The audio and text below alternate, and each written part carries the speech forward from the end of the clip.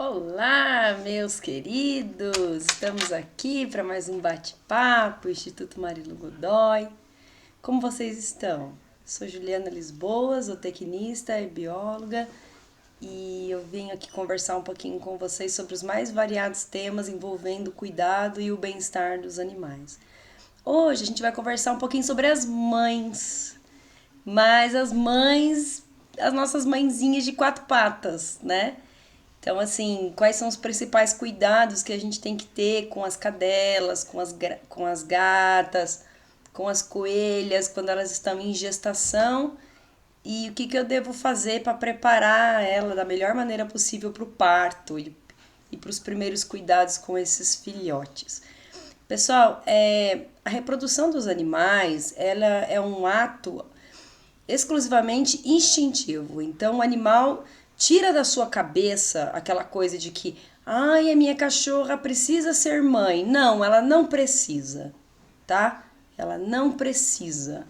A reprodução é um processo hormonal, instintivo, que infelizmente, se a gente permitir que aconteça constantemente, a gente nunca vai conseguir diminuir a taxa de abandono de animais. Então, a primeira coisa, castre o seu animal, castre sua cadela, castre sua gata, castre sua coelha. Isso vai dar para ela uma qualidade de vida, uma vida mais longa, vai livrar do câncer. Mas às vezes a gente se depara com situações, por exemplo, que a gente resgata uma mãezinha da rua, né? Resgata uma cadela prenha, resgata uma gata prenha. E aí o que a gente faz, né? Bom, então, vou dar algumas orientações para vocês. Primeiro, a gestação das cadelas e gatas dura 60 dias, tá? 2 meses. É o tempo de gestação desses animais. E durante esse período, é interessante que a gente tenha cuidados com relação à tranquilidade, que a cadela ou a gata possam descansar, uma alimentação de qualidade, uma ração com bastante um teor calórico um pouco maior, proteínas de alta qualidade, água à vontade, tá? Esses animais eles mantêm a vida normal até dias próximos ao parto, tá? Então como é que eu sei que a minha cadela ou minha gata tá prenha, né? Aumento do volume abdominal, né? A barriga cresce, as mamas se destacam e o animal começa a ficar mais recluso, mais quieto, começa a procurar, à medida que vai se aproximando da data do parto, né? O período que os filhotes vão nascer, elas começam a procurar um lugar escondido e seguro para parir esses filhotes. Então o que eu tenho que ficar de olho?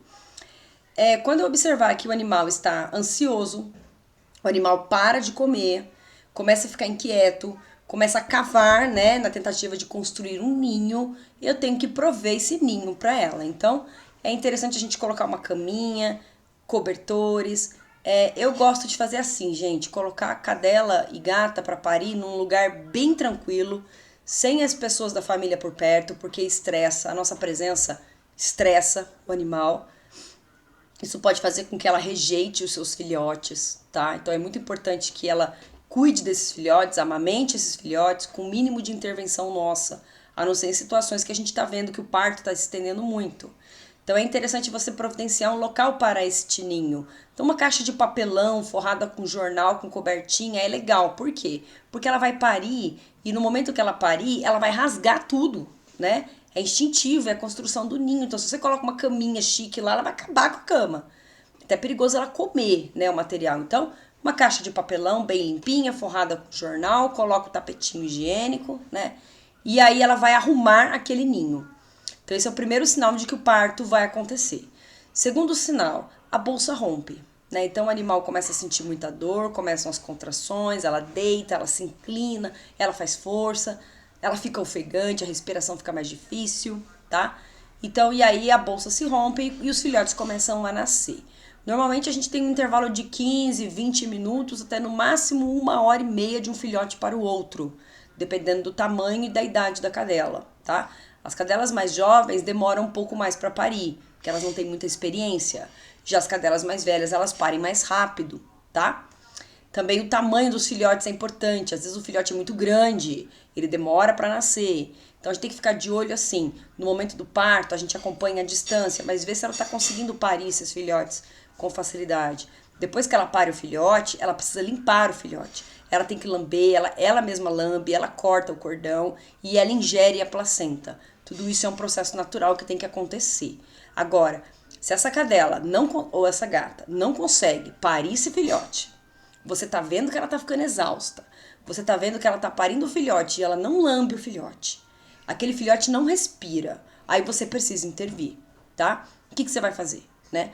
Você vai tentar ajudá-la a ter esses filhotes. Então o filhotinho nasceu com a mão limpa, de preferência com luvas, pega uma toalha quentinha, limpe o filhote, desobstrua as narinas dele e a boca para que ele possa respirar, massageie o filhote e coloque ele para mamar, tá? Então essa é a primeira providência que tem que tomar. Agora, a cadela não consegue parir, tá com dificuldade, você tá vendo que o filhote tá preso? Isso é uma emergência veterinária. Liga pro veterinário urgente, porque provavelmente vai precisar de uma cesárea. Tudo bem? Então, assim, 90% das vezes, eles conseguem parir tranquilamente. Salvo as raças que têm a cabeça muito grande. Como é o caso dos bulldogs, como é o caso de alguns pitbulls, como é o caso de alguns filas, tá? Então, esses animais, eles têm mais dificuldade na hora do parto. Então, eles merecem uma atenção maior. Pug, tá?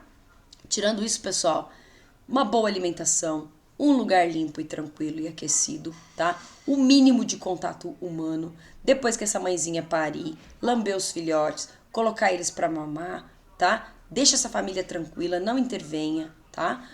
No momento que você perceber que ela já limpou os filhotes, já amamentou os filhotes, aí você oferece a ela água, ofereça ração de filhote, que é uma ração que tem um teor proteico e calórico melhor para ela, que agora ela vai amamentar, ela vai precisar dessa energia extra, tá?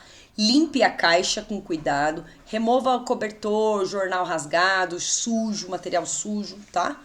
Mantenha o ambiente limpo e deixe essa mãe cuidar dos filhotinhos dela, tá? Se você for acompanhando de uma forma discreta, tudo acontece com naturalidade. A gente não pode mexer nos filhotes, se está tudo bem, não mexa nos filhotes. Não pode ficar tirando de perto dela, tá? Não pode ficar tocando nesses filhotes, tudo bem? Porque isso estressa a mãe e aumenta a taxa de rejeição, tudo bem? Então, cuide bem dessa família que você ajudou, né? E quando esses filhotinhos estiverem com 40 dias, começa o processo de desmame. Esse aí é assunto pro próximo vídeo. Beijo grande. Tchau, tchau.